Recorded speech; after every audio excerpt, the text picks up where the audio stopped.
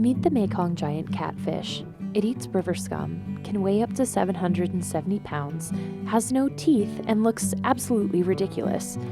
At the same time, these gentle giants are held in special regard in their native Cambodia. In addition to their status as a cultural symbol, they're still an important food source to the people who live alongside the Mekong River. But they're disappearing fast. Before the Mekong was dammed up, it would experience a seasonal flood pulse.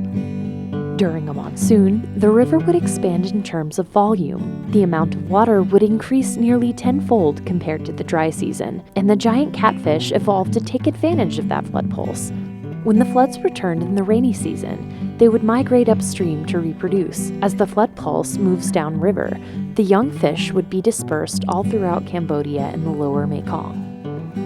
What dams do is dams block that flood pulse. They hold back water, and what we're seeing is there's a smaller flood pulse, which means there's less of a trigger for fish to go upstream and reproduce.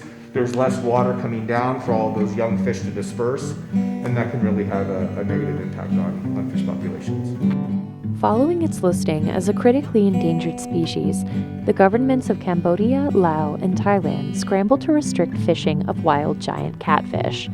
But overharvesting is far from being the only obstacle to their survival. Hydroelectric power plants, like the Chayaburi Dam in northern Laos, significantly alter the hydrology of the river. While wildlife advocates like Dr. Hogan continue to petition these governments to limit the construction of dams, the future remains uncertain for this charismatic bottom feeder.